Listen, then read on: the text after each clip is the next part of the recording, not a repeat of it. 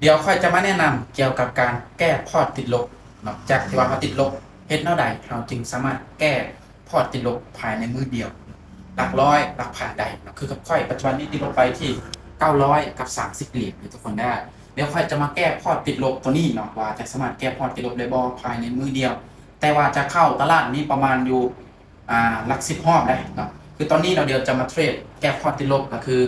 เอาจาก50เหรียญหรือว่า100เนาะเพียง1ออเดอร์ให้ทุกคนเปิดเป็นกรณีศึกษาได้ออเดอร์ที่ว่ามั่นใจนะครับตรงตามเทคนิคก็คือตามวอลุ่ม MACD ตัวนี้เนาะเขาจะเทรดได้คือออเดอร์นี้เนาะนะทุกคน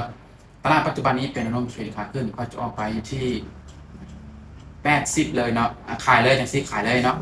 ขายเลยเนาะค่อยๆแก้เอาเด้อทางติดลบ1,000เหรียญเนาะเอาก็เข้าประมาณ10รอบเนาะรอบละ100เหรียญเอาเข้าไปแก้เนาะคือค่อยติดลบไปที่900ค่อยก็จะเข้าอยู่ที่9เทื่อในทุกคนได้เข้าไปแก้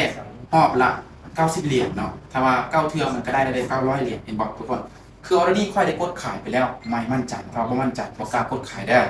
ค่อยๆแก้จังซี่เนาะคือค่อยติดลบค่อยจะแก้จังซี่เนาะแต่ว่ามันสามารถแก้พอร์ตติดลบไม่ค่อยได้เนาะเพราะว่าค่อยๆแก้โอ้เสมอทุกคนออเรดี้มากบอกเป็นอย่างเนาะเดี๋ยวจะออกอีก1ออเดอร์เนาะ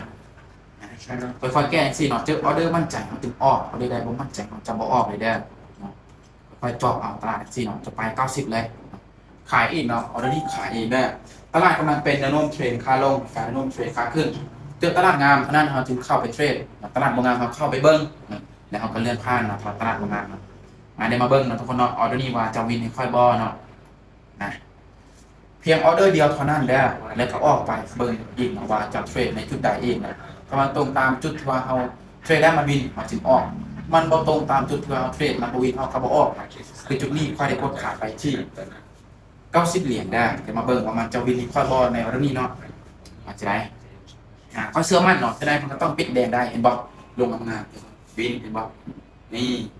การแก้พอร์ตหอบละน้อยเอาทุกคนเนาะบ่จำเป็นต้องไปแก้ในมือเดียวและกับภายในเวลานั้นแบบเทื่อเดียวเลยนะมันเจ็บเท่านี้กดดันสูงเวลาเฮาเทรดแล้วมันบ่วินแฮงเฮ็ดพอร์ตติดลบหลายเฮายิ่งจะกดดันและก็เฮ็ดเฮานี่แบบอารมณ์เฮาอยากแก้พอร์ตให้มันได้ไวนะสุดท้ายมันจะลบไวกว่าเก่าได้เนาะ